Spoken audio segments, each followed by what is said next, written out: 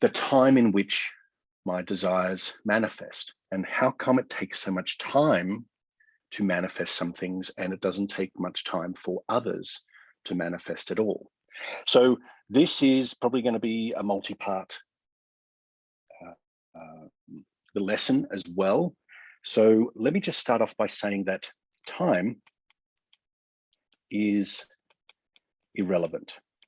Okay, time is irrelevant. And what I mean by that is if you know what you want, so you know what you want,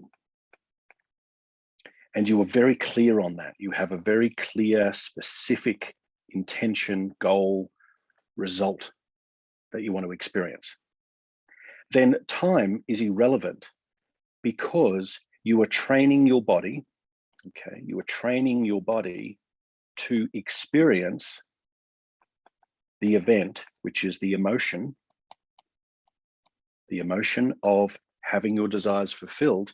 You're training your body ahead of time, okay? Ahead of time. So you might be thinking, but still, I still have to wait for it to show up in the outside world. Well, waiting is quite a trap.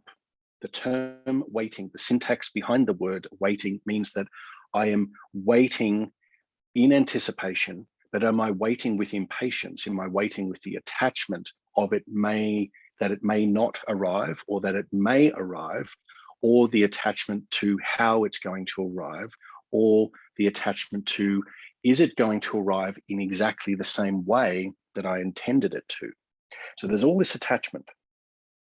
So time becomes an attachment, okay? It becomes an impediment. And it becomes an impediment from the lens or perspective of impatience. So if I'm impatient for something, then think about how that feels, the word impatient. It means that I'm not at rest. It means I'm stirred up. It means that I've got a low grade or a middle grade or a high grade of anxiety going on. There's an impatience, there's irritability, there's stress potentially. And the mind is not, an impatient mind is an overactive mind. An impatient mind is a brain that is operating in beta or high brainwave beta. Okay. Now that is a very logical, thinking, action-orientated brainwave. But when you are clear, as I've said in the previous little live here, when you are clear on what you want, you use the power of imagination in the alpha state, okay, the alpha and theta state. These are brainwave territories. These are states of brainwave operation. So it's nice and calm, it's relaxed, the body is relaxed. I am now training my body to become the servant of my mind, okay? Now, if you've got anything, any hang-ups around the idea of servant, then please, it's really just a scripture reference. It's an old reference to the mind, the body being in service to the mind. So the body is actually serving the mind, and the strength of your intention comes from the clarity in which you visualize your outcomes, okay, your desired outcomes. So with that mess all being done, let's now move to this word here, prophecy. And I'll go into this in a lot more detail. So this is the first time I've shared this in this way. Now, prophecy has at times it has been given a religious connotation. It's been given a biblical. It's been given a scientific, scripture, all those sorts of things. I'm trying to think of the guy Nostradamus, all those sorts of things. There's predictions, mystical prophecy. But let's just say from your personal perspective, your personal prophecy is basically a state that you know you are going to experience, okay? A state that is known. Now, how is it known? Okay, it's known because you've trained your body. You've trained your body to feel what the result feels like ahead of time. So you've trained yourself emotionally, energetically, You could go obviously to the level of spiritually and of course mentally.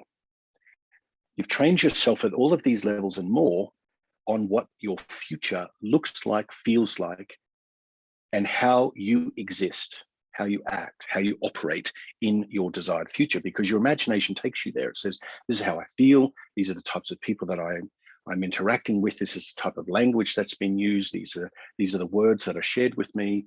You know what I mean? This is the scene, all of these sorts of things. So you become your own prophecy, and your wishes, as they might be called, your wishes fulfilled, are essentially transformed into prophecy. Because a prophecy essentially says that it's bound to happen. It's been foretold to occur.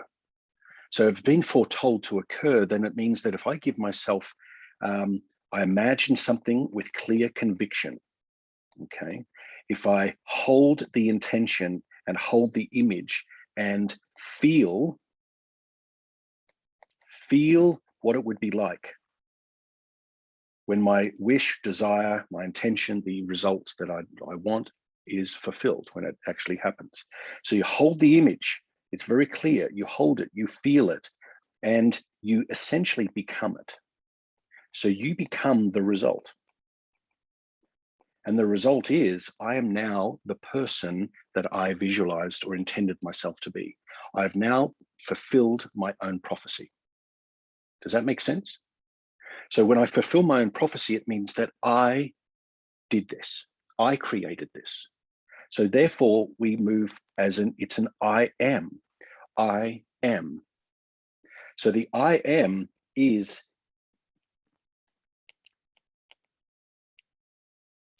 the power. Okay. So I am, anything that comes after I am is a command, is a statement, is an operating system. Okay. When I believe it. So I must believe it to be true. Okay. So I must believe it to be true. So I am powerful, I am abundant, I am happy, I am healthy, I am prosperous, I am loved, I am loving, I am courageous. All of these sorts of things are a command at their pure potential, at the level of pure potential. Now, for me to believe it, I must enroll myself in the act. Okay, in the act, which is the acceptance of it as real. You might be thinking, oh, what are you talking about, Matt? This is really confusing. No, you can go back and re-listen to this. So you become your own prophecy. You fulfill your own prophecy by enrolling yourself in the act, which is the acceptance of what you want having already taken place. The result that you want to experience having already occurred, the wish that you have, the intention you have, having already been fulfilled. Okay, so you enroll yourself, as we go back here, you enroll yourself mentally, emotionally, of course, at the level of energy, because mental and emotional is energy, spiritually. I'm going to get into this in a lot more detail in future videos as well. But for right now, I'd like you to understand that, as we said, or as I said in a previous little mini masterclass, feeling creates reality. And the feeling transcends time. Okay, it transcends time. Feeling transcends it. Because you can sit in your armchair, you can sit in your, be standing in the kitchen, you can be driving, you could be lying in bed trying to fall asleep, and you can think about something that happened in the past, last year, a decade ago, more decades ago, when you were growing up. The feelings that start to swell up and move up in around your body, and you become aware of those feelings. You've just transcended time. You have just moved yourself from one experience to another. You've moved yourself from one event to another event instantaneously through feeling. Okay, so now you become an event traveler as well as a time traveler. We're going to get into that in more detail as well. So you went back in time, the perception of past, you went back into the past, which essentially is a memory. Now, neuroscience has researched this extensively and proven that a maximum of 50% of what we recall as memory is true, is factually true. The rest is made up. And it's not made up necessarily because we're bad people or because we want to change the story to get more attention or whatever it is. It could be, but it's typically fabricated or manufactured. The more we tell it, we start to expand on the story and we actually lose sight of the exact details of what occurred because our emotions get in the way. It feels better to say it this way. It feels better to get a response this way. It feels better to remember it this way. Okay, it doesn't always feel better, but to the body, it actually comes online and says, I remember it a lot stronger than what you're saying it. So my body is now in control. When your body's in control, it now moves you into experiencing it in a distorted fashion. Okay, so I'm getting a bit off track here. Focus, Matt, focus. So now you are your prophecy. The I am is a known state. It is bound to happen because you are exactly that. You are bound to a future. Now let's make it a future that you desire and a future that you actually prefer. You desire it and you prefer it. And how you do that is you must become the result. You must have a clear imagination, a clear image of what it looks like. Hold that firmly in your imagination and move through the scene of that outcome as if it were real, and repeat it and repeat it and repeat it and repeat it and repeat it. You must become the result.